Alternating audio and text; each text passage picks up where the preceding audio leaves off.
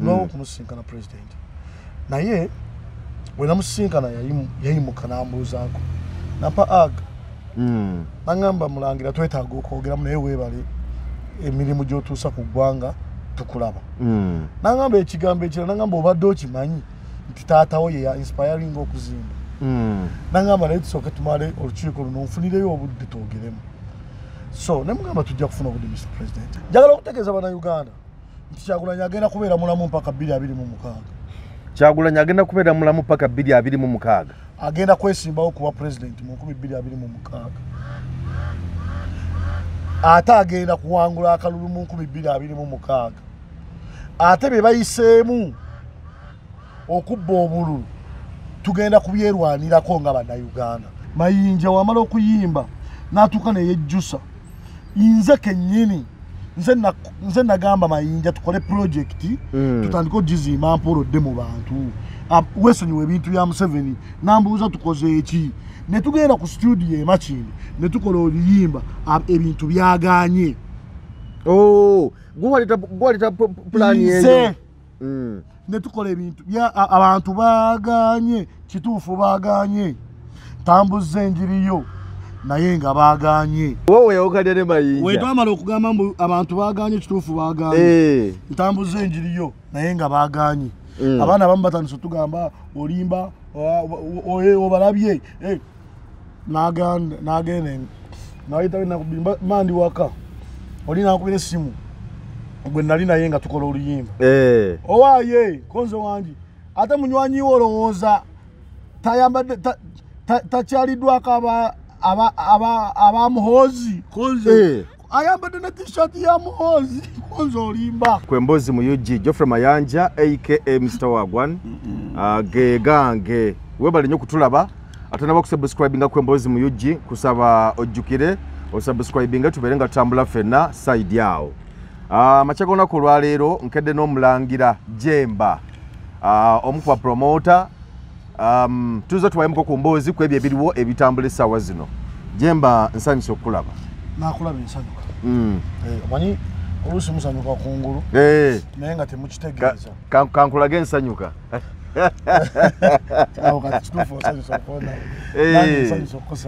Jemba ku lunaku olwa wiiki eyo ewedde nakulaba wali ku kitebe kya Nuupu era nalaba essanyu awo nga Robert Kyagulanyi Ssentamu musisinkanye nga mubuuzaganya mukwasaganyeko mu ngalo mubuuzaganya nendaba nga essanyu pitirivu nnyo olunaku olwajjo simanyi mawulire gye gakusanze aga ekyasoose okugambibwa nti no bamukubye essasi kukusiza ku mbeera eyabaddewo noluvannyuma nekizuulwa nti omusirikale yakanyuze akakebe katya gas bweyabadde ali ne kamukuba ne kamuleetako obuvune injali ku kugulu era nga otugedde essaawa zino ali mu ddwaliro ery'ensambya okusookera ddala amawulire gano gakusanzeewa ejjo natawuse nnyo naye amawulire gansanze Zigoti wabadde Zigoti nadi ne muto wange mu mmotoka nga yali mu kuvuga enda scrolling essimu nga munywanyi waffe omwagalo w'abalungi bamutwala mu ddwaliro infact nasoose kulaba katambi nga bamutuusizza nansambya naye nga alina ekiwundu ku kugulu okusookera ddala njagala okwebaza Katonda n'empewo z'abajjajjaabe okumuprotectinga kubanga ebintu bingi byali omwetegefu okusisinkana infact mwetegefu n'okusisinkana okufa senga abeera afiira ku nsonga y'Abannayuganda kyokka mu bumalirivu bwe akoze Bakyagulanyi abalala bangi njagala kutegeeza abo bonna abaagala okumutta mu bugenderevu ne mu butali nti Kyagulanyi akoze Bakyagulanyi abalala baki wasobola okubeerawo enteekateeka yene ey'okugyawo Robert Kyagulanyi they have tried him bomugezezzaako ekyo omusajja omukuukutivu munamawulire nga ggwe wali badde tokibuuza even the incident of Arua was targeting Kyagulanyi, not his driver direct. So I know they are trying all ways of getting simple means of killing him, but it is God who brought him and he will protect him. kati kulwokuba tulina kwogera ku kiriwo tusooke twebaze Katonda n'empewo z'abajjajja bakyagulanyi ssentamu okumukuuma n'okumuwugula kyonna ekibi ekyali mutuuseko olunaku lwajjo era tumusabire ayongere okumugumya zongere okubeera naye ate asobole okusumuluka obulungi. Nagenda ku Nuupu ndowooza naalibadde wayiseewo wiiki enteekateeka z'okugula kyonna ez'okugwaniriza abaali bakyuse lwali lwakuna tewali lwakuna lwali lwakubiri ndowooza naye lwakusatu olunaku lina musisinkana ndowooza nze ndwawo okusisinkana ate okuba wiiki eweze ndwawo okumusisinkana president naye bwe namusisinkana yayimuka n'ambuuzaako nampa aga naŋŋamba mulangira twetaaga okwogeramu naye weebale emirimu gy'otuusa ku ggwanga tukulaba. Naŋŋamba ekigambo ekirala naŋŋamba obadde okimanyi nti taatawo ye ya inspiring okuzimba. Naŋŋamba naye tusooke tumale olukiiko luno nfunireyo obudde twogeremu. So ne mugamba tujja kufuna obudde Mr. President. I told you nti Kyagulanyi nze personally ng'omuntu mu kulaba kwange yaliko bendera y'enkyukakyuka y'eggwanga. Era jjo nabadde mpita ayita ku mikutu n'endaba kapositi nga batimbye ekibiina ekipya nga kuliko owekitiibwa Dr. Kanukiza Besigye nga balinga abalaga nti ali mu kujja okwesimbawo kuba president. Wenda katunuulidde wenti ne ŋŋamba naye bino bintu bya social media oba bituufu. Ne ŋŋamba yes political parties ezimu zinoonya ssente zikola bizinesi naye sisuubira kubeera nga Besigye akyanoonya bizinesi. Ekirala I respect Dr. Kanukiza Besigye ng'omuntu eyateeka ettaffaali ery'amaanyi ku nkyukakyuka ly'eggwanga Uganda. Era mutwalira mu respect y'omuntu alina okubeera nga ajjukirwa ng'era agumya abavubuka bano abaliwo ng'era abawa amaanyi okulaba nga batwala entebe y'eggwanga.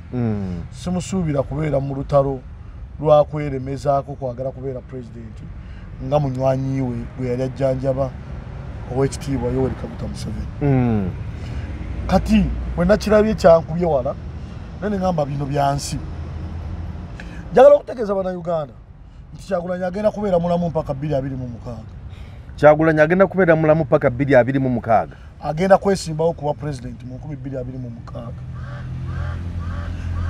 Ate agenda kuwangula akalulu mu 2026. Ate be bayiseemu okubba obululu tugenda kubyerwanirako nga bannayuganda kubanga twategedde nti ffe tulina okwekuumira akalulu ffe tulina okkeekuumira. Ekyabaddewo olunaku olwajjo Jemba kiraga kabonero ki kutya eri Robert Kyagulanyi Ssentamu kutya ne opposition ya Uganda n'ebyobufuzi bya Uganda okutwaliza wamu kutya President Museveni ne government ye batiitiiki. Kubanga omusirikale alina okukuuma abantu n'ebintu byabwe okukwata akakebe kati ya gas n'akakuba ewali abantu wenyini ne bwatali badde Robert Kyagulanyi Ssentamu ne bwali badde abantu ababulijjo kati nga wano wetutudde nakakwata nakabakubamu awo wenyini we muli okukabakuba in fact kyakabakubye bukubi. Ebyo ebintu government ya Museveni ezebikola all the time. Recently wakuba na Uganda mwerabira mangu mu town waliwo omukyala eyafa emabega bamukuba katebe kati ya gas ne kamutta emabega awo waliyo omwana omuto atalina musango yafiira mu kavuvungano w'ekatu. Bannayuganda abasukka mu 10 mu 100 baze batibwa mu mbeera emenya amateeka wetu. Emmotoka y'amagye yayimirira ku Northern netta omuntu. Ebintu gye biri mu likodi. Weewanooka mu ggwanga Uganda abantu we bafa nga tebeefiiridde nga bafudde nga bafudde era nga batiddwa abalina okubakuuma. Weewanooka mu Uganda abantu bafuna injury nga bazifunye obulamu bwabwe ne bwonooneka nga bikoleddwa abantu abaweebwa ne ssente okubakuuma. Because we pay the police of Uganda. We pay the army. And to make the matters worse, Museveni mubbi nnyo. Njagala kutegeeza nti omulembe guno gwe tulimu ebyokwerinda bya Uganda Museveni byasibiddeko olukoba. Kyova olaba lulinda bagamba nti Museveni alina ekyokulwanyisa kimu. Kutusiba tugende batusibe. Alina ekyokulwanyisa kimu kyakusiba. Tugende batusibe. Tugende bukeezi tujjuze amakomera ge. Abafika tugende batusibire mu State House. Naye wali amagye gaffe. Buli wali amagye twerimbikewo mu barracks wali amagye nayo tugendeyo mu barracks tugambe nti no ne wano mutusibirewo wali amagye gaffe ffe tugasasula. Naye tugenda mu police zonna eza Uganda. Ne mu barracks zonna eziri mu Uganda. Nga bannayuganda abalumwa. Nga tugamba President Museveni atusibe oba si ekyo aveeko. Still bannayuganda emitwalo n'emitwalo miliyoni zifikkawo nga zirina bwe basobola zisibira. Amagye ne police tezisobola kutwenkanankana mu nnamba edotuuka mu kkoota.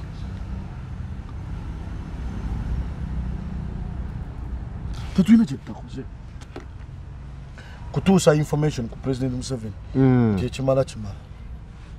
We have done a lot, and let me tell you, you just leave around us because we are just juniors and new people who have come to speak out the truth.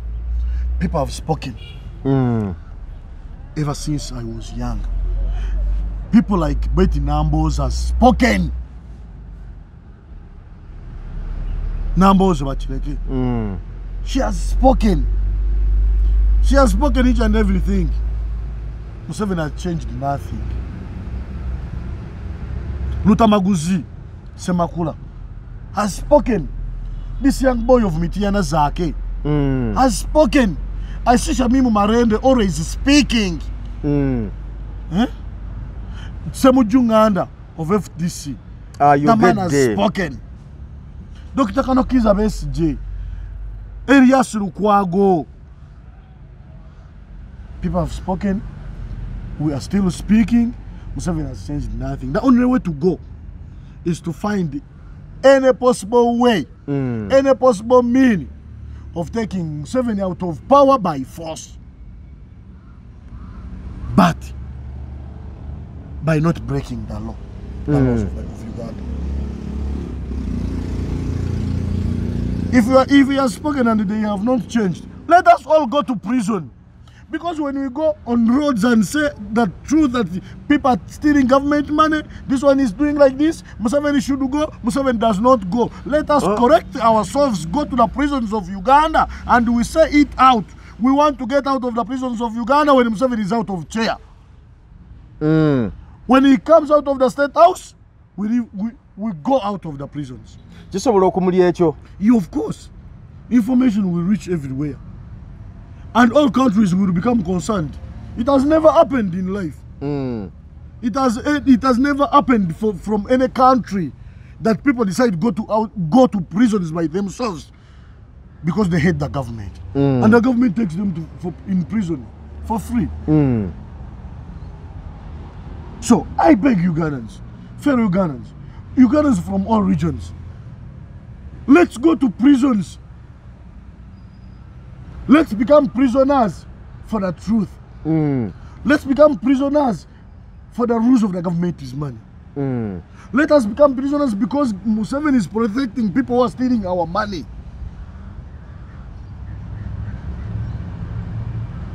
Tugenda kukola likodi munsi yonna. Feba na Uganda, feba antu abekala kaso kuvaako kwa president atufuga obubi abagenda okukkiriza okwesiba aveeko.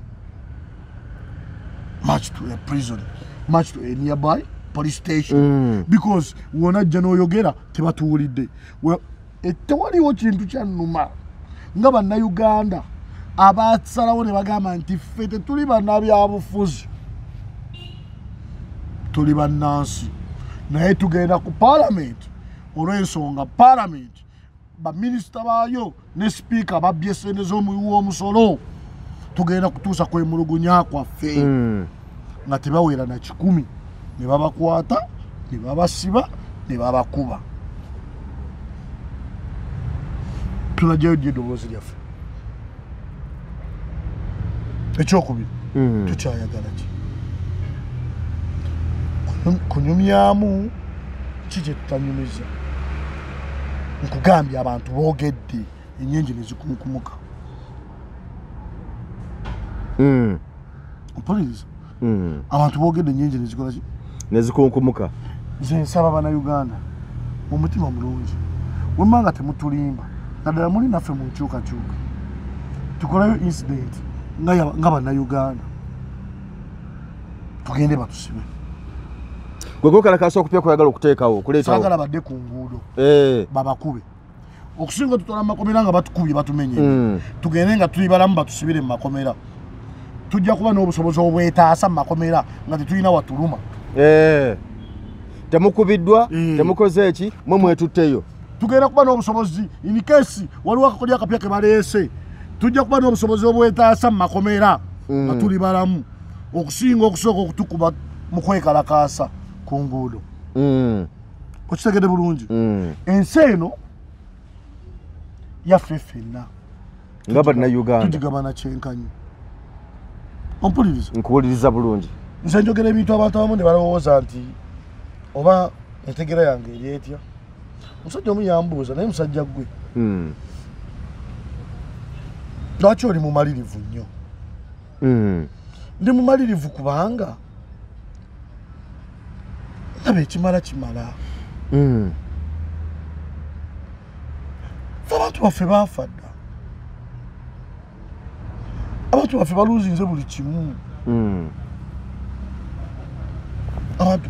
abantu baluuzinze buli kimu kyova olaba omuntu ajjajjattira mu nsonga z'abannayuganda mpulira nga njagala senga tekimenya mateeka mugwe mu bulago mutuge onake wayogedde wali n'ogamba nti tukole okwekalakaasa kuno naye nga tetuyise mu kumenya mateeka naye nga ate waliwo abatunzi b'obufuzi bagamba nti Mwai Museveni olumu akola ebintu ng'ebintu ebyo bikolebwa bimenya amateeka olw'ensonga kati nga okukwata omuntu ne bamusiba essawa esukka mu budde obulagirwa abantu okubatwala mu kkooti z'amagye naye nga ate emisango gye bazza sijja bwaba amagye tejekusa ku magye nebigwa mu kkowa eryo nabagamba nti mu Uganda ffekka bannansi fe abatamenyanga ku mateeka ekyo nze ekyogera lumu we are so lucky buli munnayuganda ali eyo yeekubireko mu ngalo ye ffekka bannayuganda abatamenyanga ku mateeka mu Uganda abatamenyanga ku mateeka institution gy'eggwanga Uganda zonna ezisinga zamenyedde amateeka g'eggwanga jogere Minister of Finance yegatta ne Parliament ne baba kusendeza budget 30% ne batatya n'okwogera lunywe eri abantu abasoloza ekikumi okuwa omusolo kana akabanira akabaddewo Speaker wa Parliament yegatta ne deputy we ne bakuŋŋaanya sente z'omusolo ne beegulira generator ezitali waffe sente zizigula ne baziduumuula ne baziteeka mu maka gaabwe kana akabonero akabaddewo tekayinza okuleeta because olumu kisobola okubeerawo naye nga sigino tekiyinza okuleetawo okutya eri Robert Kyagulanyi Ssentamu n'addirizaamu ku nkwata ye y'ebintu n'abamwetoolodde mpozi nga si Kyagulanyi gwe mmanyi waliwo incident waliwo omuntu omu yakubira munywanyi wa Kyagulanyi oyo Wayiso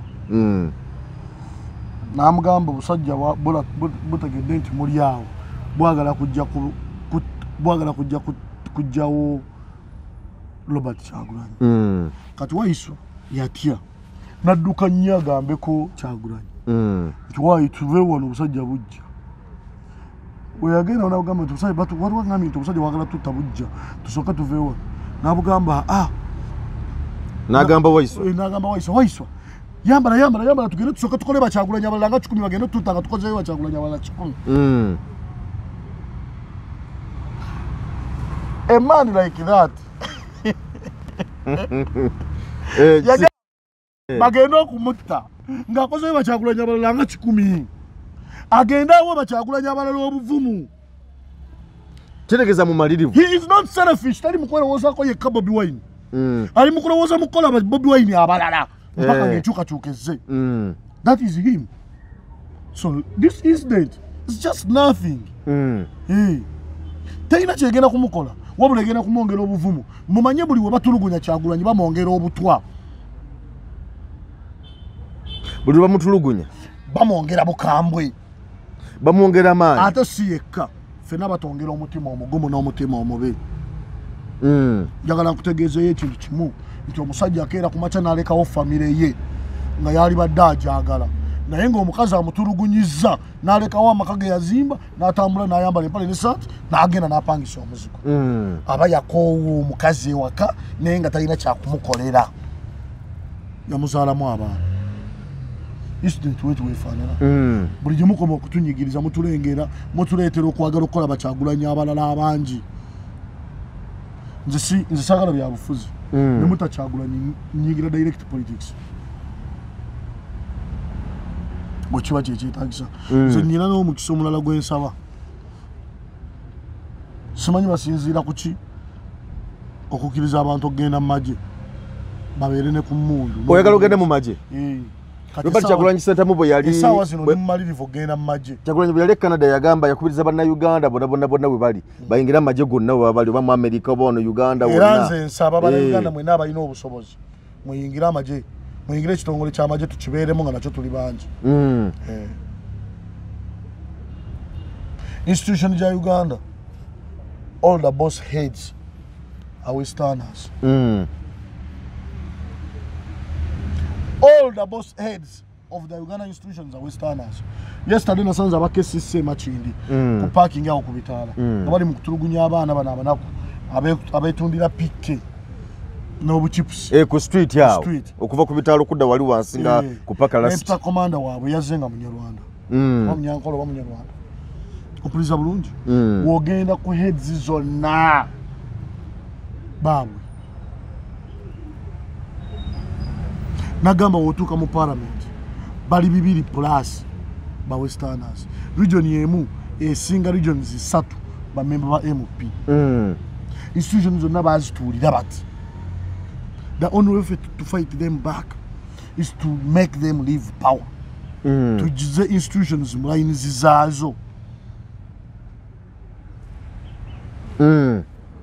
Stanley talokoka 7 tasobola kulokoka ate buli kibi kiba n'ekirungi sala oyo omulaba sali musale gwe wagambye nti baba tamanyi bapromota bamugalire nakulabisebo wabanga agamba mutamanyi bapromota ye n'abantu bonna ne ministry ya gender yonna bagiteeke mu kkomera sale mu covid nga ebivulu yaffe babigadde banywanyi bakulu baffe bagenda ewuwe baketi ba Abitex ba Balamu baali babosi baffe ate ffe twali bubi nnyo ne bagenda ne basaba ssente ne batudizaayo ku kusenza ffe ezaafa n'atuwa buwumbi 6 ne miliyoni 8 n'aziisa mu Ministry of Gender ne zijja ku UNCC ne zitutuukako yagambye tamanyi bapromota bwaba tamanyi bapromota nga we yagambye ye ne Ministry ya Gender yonna bagisibe tamanyi bapromota nga ate yawata sente n'aziba obuwumbi bilioni 6 abayazuba baani batamanyi just incident egize nga bagala kwawulayawula music industry nga balowooza nti abapromota balina influence nene ku bayimbi baba bawula ku bayimbi bajja kukozesa abayimbi kye baagala but beerabidde nti bapromota n'abayimbi tebali just ba business partners bantu abadde mu industry yemu abakuze bonna ba Luganda bamanyiganye tewali muntu yanyizanga Ronald Mayinja naye tewali muntu gwenjagalanga Mayinja kulwaki Mayinja personally mukwano gwange ng'omuntu politically tetukolagana okuva lwe yakeera ku makya n'ayimba oluyimba olwana Museveni kyokka mu buntu okuyimba oluyimba olwana Museveni musango wuliriza kubanga si we yali kati njagala nnyo Walukagga Mathias n'akeera ku makya n'ali ebigambo bimuta nate tekijjawo kuba nti mukwano gwange okitegedde bulungi kati ne Mayinja we yali gyendi era nze Mayinja wamala okuyimba n'atuuka ne yejjusa nze kennyini nze nagamba Mayinja tukole projekiti tutandika ogizimba mpolodde mu bantu weesonyiwa ebintu bya Museveni nambuuza tukoze eki ne tugenda ku studio e Makindi ne tukola oluyimba ebintu byaganye gwaleta pulaani eyo ne tukola ebintu abantu baganye kituufu baganye tambuza enjiriyo naye nga baganye eyo project twagikola ne Roni ki Mayinja Ronald Mayinja kubanga nze mukwano gwange ng'omuntu okitegedde bulungi ne mugamba tusooka tukuumiraawo that's why ne Mayinja weyali ng'akola launch ku Serena ompuliza bulungi nali nnyina okubeerawo nali nnyina n'okumulangira however much mu politics yali astabilizinze ng'amaze abantu bamuligadinga ng'aba NRM okitegedde bulungi kakati tuyina relationship eyo esingako naawo mu bapromota n'abayimbi si kintu kiri miya nti tusobola okutwawula naye ate tusobola okwawukana mu byobufuzi ekyokubiri twayigenze so much political kyetutaayina twali bize nnyo ng'ate tufuna nnyo nga Museveni wayingire mu institution zonna ne gavumenti ye ne bazisuula bali mu kubulizayo music industry. How can you make Nemanja yakujemera Mayinja anti bwe yamaliriza toka kuba ate naddayo Mayinja we namuviirako Londi chota nkoze wowe yawukadde ne Mayinja we twamala okugamba mbu abantu baganye kituufu baganye ntambuza enjiriyo naye nga baganye abaana abamu batandise tugamba olimba obalabye nagende nayita nakubimba mandi waka olina nakubira essimu gwe nali naye nga tukola oluyimba owaaye konzo wangi ate munywanyi wo olowooza tayambadde takyaliddwako abamuhoozi konzo ayambadde ne t-shirt ya muhoozi konzo olimba nga bagenda wuwe bamukyayira wuwe gwe genda ku WhatsApp ngenda osanga muhoozi ngenda osanga Mayinja ng'ali mu t-shirt za muhoozi nugamba omusajja bwe twabadde mu studio ne tukola oluyimba nti abantu baganye okubiwulira ate kati 5 ayegase ku kisinde kya muhoozi nembuuza kati kisinde kya muhoozi kyawukanira wano ekya Museveni saamukubira nengamba sigenda kutta luganda lwange na Mayinja kanve kwani ku Mayinja naye ebyo byonna tubisanze mu bulamu music industry abali mu kugita ye government egita lwa Kyagulanyi naye nagambye ba promoter mu lukiiko nembagamba nti kino ekintu government kyekoze okubeegaana kirungi kuba tebamanyi kirungi nnyo okubanga tekola ki nga tebamanyi mwe temuli mu tteeka lya gavumenti kitegeeza mukkirizibwa temulina tteeka lye mumenye okukola byonna bye mukola tuyimirize okusasula omusolo gwa poliisi olw'ensonga gavumenti tebamanyi olw'ensonga tetulina kye tusasulira era mbadde nsaba ne revenue ejjeko abantu bonna be yateekako omusolo mu kampani zaabwe ku lw'endongo because tebamanyi oteeka otya omusolo baggalawo ofiisi ya Keti eya events otuuka otya okuggalawo ofiisi y'omuntu gw'otamanyi obanja otya omusolo omuntu akolera mu kiti ky'otamanyi okitegedde bulungi ekyokubiri buno obaka njagala butwalira genosali muzeeyi nkumanyi nga omusajja omugezi ennyo ddali incident eno eriwo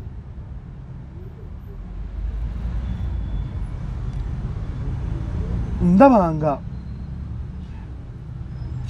kyemulowooza nti kyemwagala okugjawo kyemuli mu kuzimba okuwa amaanyi kubanga omuntu yenna azanyira ku bapromota aba azanyidde ku peesa ekyawo gemanyi gwakozeseza ogamba nti nno genosali musale baba temanyi bapromota bamusibe Nenga kyoyogedde kyo kimanyi obuzito bwakyo. Yakawa ba promoter sente ezituka mu billions 10. Nga billions 6 ne milioni 8. Zirina structure wezayitira. Nga billions endala ayamba abadde abayamba muntu kinoomu. Yawa Abitex milioni 15 ngenkuuka emusazi. Eyuma ko guwedde. 10 mwaka. Namwa milioni 15. Nga mukabiri yazimo. Salo kwawukana ku bantu aba government. Ompuliza bulungi. Nkuwuliriza bulungi. Ayina ekisa ate muzadde. Muki? Muzadde alina ekisa ate muzadde. Amukabirira n'alaba nga amukabirira lwansonga n'atamuwase. Yeyo kubagambye basibe. Jeba nga tolina mukwano gwo. Kati omuntu gwogamba nti nno alinga muzadde aye bulungi ate gwavudde ndo nga ate basibe. Bamusibe. Waba yeegana mutamanyi ba promoter. Kuba yo abadde abawasente almost 10 billions abadde awabantu. Ye muzadde naturally. Okitegedde bulungi. Kati ajo omusajja abakuba emyaka 7 gyafuza abakuba nga sale yafuga. Ku bintu biri either bana Uganda bali badde bagagga oba ensi ya oba sente za Bank of Uganda mwali badde temuli. Nga zonna ezigabira abantu. Sale sente bamumanyi tumutuukiridde ko tumumanyi personally. Na wankubadde tetukkiriziganya na government ye. Ate era tumumanyi. Nenga tokkiriziganya ote obeta nga tokkiriziganya na government. Kyanga tabakola government eyo ogendayo ne bakuwa obuyambi obwenjawulo. Oyo obuze kibuze kino. Ate wana abantu babulira. Wana abantu bakola ki? We babulira. Ugambe Ronald Mayinja mukwano gwange ng'omuki? Ng'omuntu. However much sikiriziganya na byakola ki? Najali. Kingano okwogera naye n'okumulaba. Kuba mukwano gwo ng'omuntu. Nalaba interview ya General Sale ku Bobi Wine. Nti Bobi Wine nze naye twemanyi. Era nampa omukisa okwogerako naye njogera naye. Yali interview. Full interview General Salim Sale ng'agikola. N'agamba nze ne Bobi Wine twemanyi ng'omuki ng'abaki? Ng'abantu. Naye ndudde okumulaba ngeri gye yayingira mu byaki? Mu bya politics. Naye nampa omukisa ne njogerako naye. Njogera naye.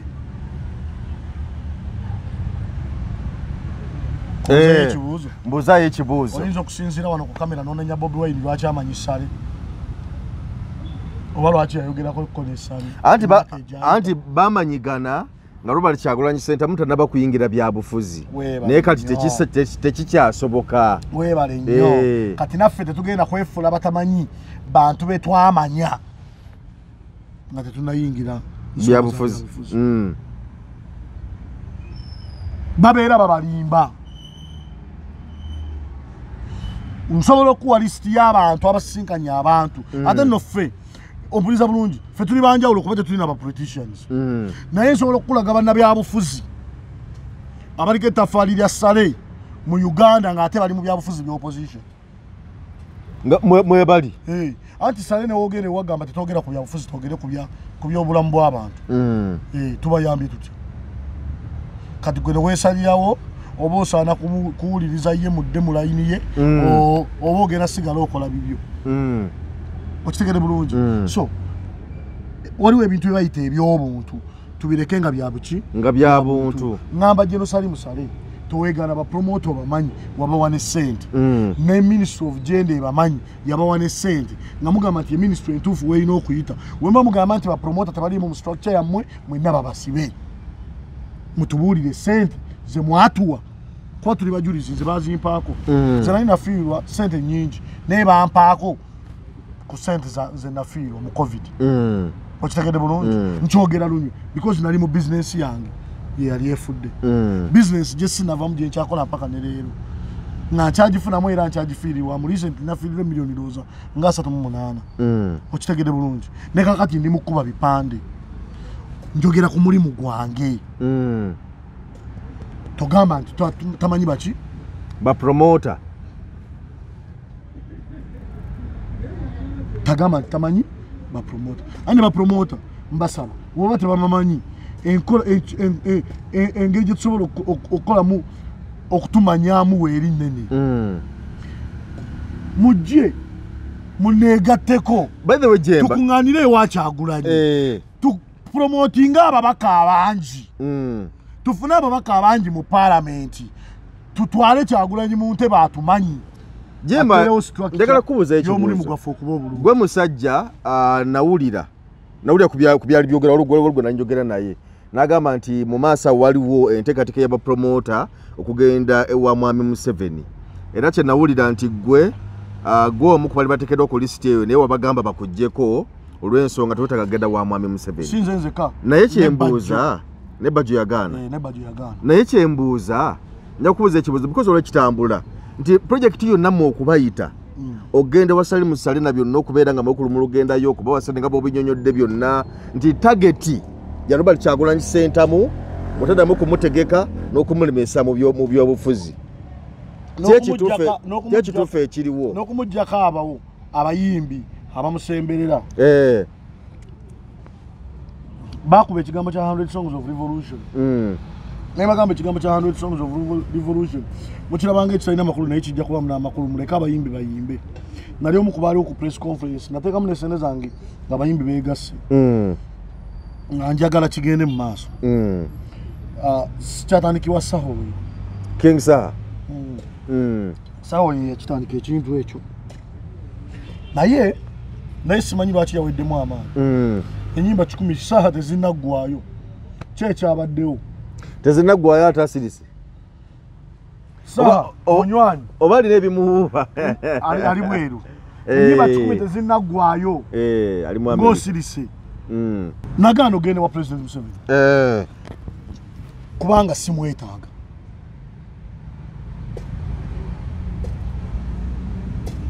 sikola ki tomwetaaga nagaana okugenda ku lisiti y'abapromota abagenda wa President Museveni ne Bajjo yagaana ffe twagaana kubanga tetumwetaaga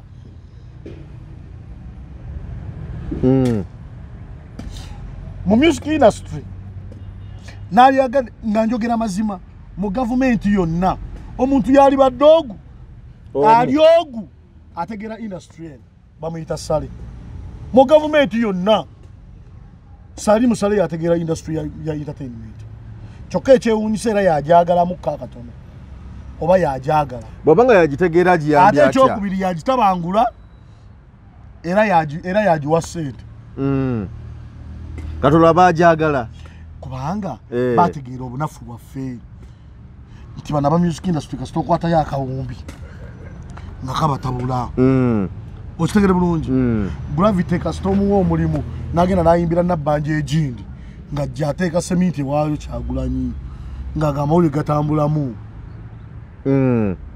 otegere bulungi bategeera nti wano ssente yegenda okukola music industry lwaki kubanga music industry bagima buli kimu kyerina okufunamu ssente ba artists baali badde bagagga ffe bakitaffe ba artists baali badde bagagga nnyo kubanga balina content balina waaka naye baganye okutereeza ekintu ekirina okuwa ba staff obugagga baagala kubawaayo bumiya cash okitegere bulungi baagala bawaayo bumiya cash babakuumira awo abayimbi amagezi ge naali bawadde yadde Kyagulanyi mwana banga ayagala okuteekesa mu nkola ng'agamba nti ayagala abayimbi bafune mu nnyimba zaabwe agenda kuba naye yeekulyetingira kufuna mu nnyimba ze because azirina kuba muyimbi kigenda kumwanguyira okulwanirira ennyo kubanga naye akiri ayagala abayimbi bafune mu nnyimba zaabwe because naye muyimbi incident eriwo essaawa zino baagala kulwanyisa bivulu ebikuŋŋanya crowds wadde okimanyi baagala kubirinnya ku nfeete era ekyonga ekubya bapromota kujjawo bivulu omuntu abeere ng'alina kubeera wuwe alabe abayimbi ku ssimu kyekikubya bapromota kati yes naye tugenda kirwanyisa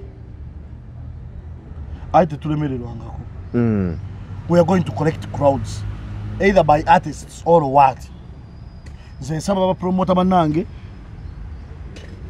engeri gye babeeganye mujje tukwataganire wamu tusabe Kyagulanyi tumusisinkaneko ng'abapromota tugabane ababaka ba parliament abajja mu parliament mu 2026 buli promota promoting ababaka abo bana mu regions gye tuli nga tetwagala ssente ekyokubiri tukwate omuntu ali mu kuvuganya kuba president tumujajja tumwongere tongereke tafaali lyaffe mu kwongera okumwagaza bannayuganda kuba bamwagala nnyo ompuliriza bulungi bapromota bali mu regions zonna mu bitundu byonna tupromotinge bannabyabufuzi abagenda okutugirako president Museveni tugenda kufuna obwenkanya nenga kino Salimu Sala n'akikkiriza olw'ensonga nti azaaba wasente nga bw'oyogedde ebbanga lyonna zaabukwakulizo mwabaziryanga zaabukwakulizo kaweddemu si zaabukwakulizo beyaziwa nga zaabukwakulizo nga mwasayininga ebintu ebimu bye mutagenda kukola kakoze eki kaweddemu muli mu kkomera lwakuba just omukisa gwe mulina tugenda kuba tulijjuza ffe abagenda otusibira obwereere naye abazirya nga muzirya lwa mulimu gwammwe mwe muli safe because sente ze yabawa mu covid zaali ziweebwa abo bokka abaafiirwa nga balina n'obujulizi nti baafiirwa era bakwata fayiro zaabwe ez'obujulizi ne bazivalifayinga nti ddala baafiirwa ne babawa bali safe mpozi abazirya nga zabukwakulizo omanyi asinkana bangi mu by'emizannyo omupiira gukwata ekifo ekisooka okuwagirwa n'okusasula mu nsi yonna n'abawagizi abasoba mu biliyoni 3 y'ensonga lwaki Daddera Tole Football Academy yatandikawo okuzuula talenti y'omupiira mu baana n'abavubuka kyekiseera gw'omuvubuka ozuule talenti yo nawe alina omwana kyekimu ng'omuleeta ku Daddera Tole Football Academy. Everyone has a talent. Tandika leero atendekebwa omupiira ne bakooki abalina obukugu obw'ensi yonna ebikozesebwa mu kutendeka abazannyi baffe okufuuka abaakabi ku mutendero gw'ensi yonna ebiri y'ensonga lwaki abazannyi baffe bali ku top era nga n'omutendera gw'amatimu ag'enjawulo wano n'okwetoloola ensi yonna baba yaayaanira kyekiseera otuwa omwana tumufuula ow'enjawulo ku lw'ebiseera by'ebirungi eby'omu maaso. Daddera Tole Football Academy tulina football arena enteeketeeka obulungi abazannyi baffe mu basambira tukolagana n'amatimu ag'enjawulo wano n'okwetoloola ensi yonna abazannyi baffe tubatambuza amawanga okufuna obukugu n'okumanya butya ebintu bwe bitambula. Tusangibwa Luweero Kasana Bukuma Trading Center. Okumanya ebisingawo tukubire ku 0774 52 88 47 mu biti ebyenjawulo asinkana bangi mu biti ebyaki ebyenjawulo naye nze ng'omu sirina kalagaane na jeno era njagala mbabuulire nti obwenkanya busobola okufunika senga tuyimirira ku magulu gaffe ameka 2 bapromota ffe buli wetubadde tweyawula tetuggusa nsonga ne buli wetubadde tubeera awamu tubadde tuggusa ensonga URA ejje mangu omusolo ku bantu be batamanyi nema teddamu tusaba yadde 10 KCCA teddamu tusaba yadde 10 tebatumanyi ereke baana zaffe nga we ziri police teddamu tusaba sente zetuwaayo enaggulu tuleke tukole ebivulu byaffe tebatumanyi era nina ekivulu naye saagala kufuna bbaluwa ya poliisi wali okimanyi bwofuna ebbaluwa ya poliisi twawukana ne sente ezikwata mu 5,000 ku kakadde kwa 3 zobawa tobona bwekivulu zobawa okufuna ebbaluwa ofuna obufunye ebbaluwa enaggulu bagamba ezo za revenue bw'omala okutuuka wa RPC ng'omwokyayo nga mmeka ng'alyoka akusayiningira kisinziira w'omusanzi manyi ba RPC 2 abatasaba ssente asooka yowe wamala ali emitiyano oyo oyo tasaba yadde 10 musajja munyolo owokubiri ye deputy we yali Masaka kati bamuzizza awo naye tasaba yadde 10 owokusatu RPC atasaba ssente weeruweeru oyo naye tasaba ssente abasigadde simanyi bangi basaba ssente ba DPC abatali mane oriented manyiyo kamugira kamugira owekatwe oyo tali mane oriented tayagala yadde 2 kamugira tasaba yadde nusu ago atano musajja mulungi okitegere bulungi DPC kamugira musajja mulungi tanatabu kakati abantu abalala basaba sente ate nga nyingi eno gavumenti etufunamu sente bannayuganda you should know olunaku lumu lwe tulina ekivulu kimu buli institution gyesolooza ekola ababodaboda bavuga abantu bagula amafuta abatunda ebyokulya bagula eŋŋano bagula ebintu byonna ebyokulya ebigibwako omusolo n'ebyokunywa abatunda ebyokunywa bbiya na biki bayitirivu gavumenti etufunamu sente nyingi mu events eyagala kwonoona sente ezo just lwakyagulanyi but we are not going to allow it njagala kubategeeza nti tugenda kukola ebivulu mpaka last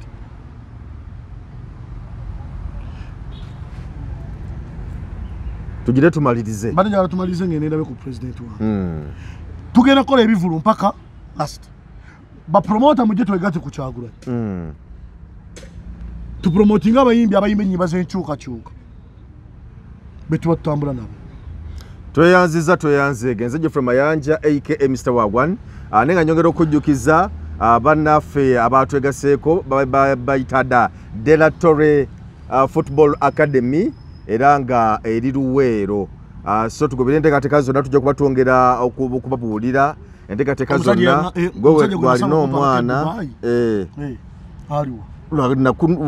waliwo twateesa okgenda wali otambudde wali mitiyana era tujja kufunayo olunaku tugendeyo tumulabe naye nga bannaffe Delatore Football Academy eri Luweero academy yaffe bannaffe bannaluweero bannayuganda n'ebitundu ebirala n'ebitodde Luweero bannayuganda bonna okutwaliza awamu so abaana tubatwale Delatore Football Academy eyongere okutumbula talenti zaabwe omuzadde tokkiriza mwana talenti ye kufa okusoma tusoma neni talent kikulu nnyo so kkiriza omwana omutwale mu Delatore Football Academy kubanga ye academy yokka mu Uganda eri certified egenda kuyamba omwana okubanga ekitone kye kyongera okubanga kivumbulwa nga kisitulwa kubanga erina bakocha abakugu erina abantu abamanyi engeri omupiira gye gutambuzibwamu ensangi zino ate nga n'ekisinga obukulu ennyo nti abaana baffe balina amatiimu amalala gye bagabwa okulaba amatiimu ag'amaanyi gye bagabwa eri abo abasamba obulungi eri abo abalina ekitone ekyensuso so omwana bwemuleeta mu Delatore Football Academy abaana emikisa mingi nnyo emikisa gye gyeggula so leeta omwana so okubanga traininga naffe asamba naffe side yawo ate nga buli kimu kyonna kikozesebwa weekiri ekisaawe tukirina bulungi nnyo nabyo bikozesebwa gym weeri obakolera training obakajjuliza n'ebirala byonna so omuzadde ng'olowooza kukutwala omwana ekitone kye kyongerweko omutindo mu ngeri ey'enjawulo lowooza ku Delatore Football Academy tuberenga tutambula ffenna balungi nnyo tebalina tabbo balungi nnyo bajja mulabirira bulungi ndiba abeere ng'agikoona so kimu kyonna kitambule bulungi side awo ate nga ffe tukimanyi nti nno ekitone ennaku zino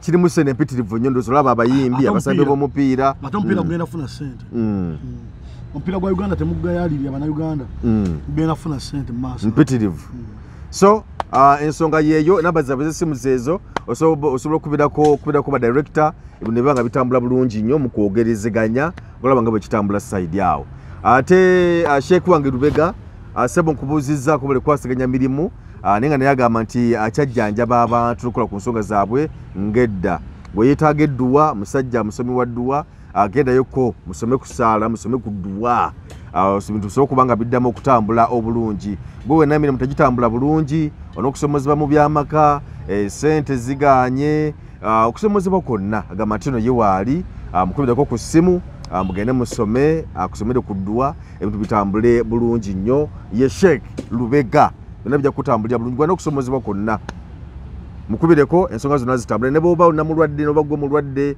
bijja kutambula bulungi nnyo side awo kkiriza mukubireko ku namba y'essimu awo mwogerezeganye mulabe ekyokukola abanafu aba Diamonds Primary School Budo Kimbejja ly'essomero lyokka ly'ojja okutwala omwana asome bulungi nnyo ate bamulabirire ng'olowooza okukyusa omwana essomero mutamano gye tugenda mu esembayo mutwale ku Diamonds Primary School Budo Kimbejja kubanga balina buli kyonna ekyetaagisa nze Geoffrey Mayanja aka Mr. Wagwan mbadde n'omulangira kkiriza tukuleko naku olwaleero tujja kukwatagana weraba.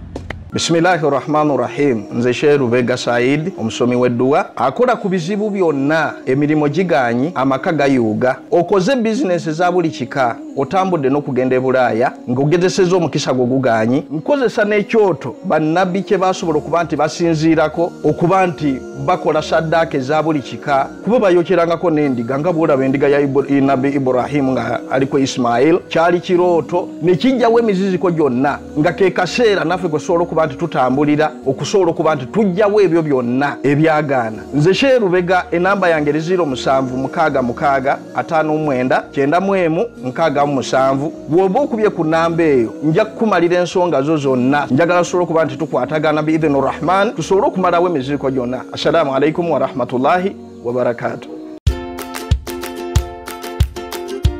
Ebiseera by'omu maaso eri abayiiya bano abeekakasa ate nga balowooleza waggulu nnyo biri wano ku Diamonds Pre and Primary School mu Kimbejja Buddo. Essomero lino ly'abawala n'abalenzi era naabo abava waka n'ab'ekisulo wetusomeseza ne twagazisa n'okukyusa ebirowoozo by'abamusaayi muto.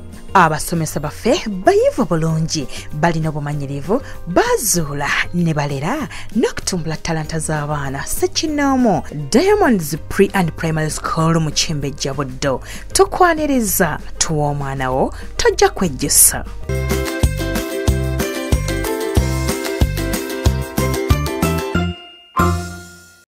mu byemizannyo omupiira gukwata ekifo ekisooka okuwagirwa n'okusasula mu nsi yonna n'abawagizi abasoba mu biliyoni 3 y'ensonga lwaki Daddera Tole Football Academy yatandikawo okuzuula talenti y'omupiira mu baana n'abavubuka. Kye kiseera gw'omuvubuka ozuula talenti yo nawe alina omwana kyekimu ng'omuleeta ku Daddera Tole Football Academy. Everyone has a talent. Tandika leero atendekebwa omupiira ne bakooca balina obukugu obw'ensi yonna ebikozesebwa mu kutendeka abazannyi baffe okufuuka abakabi ku mutendero gw'ensi yonna.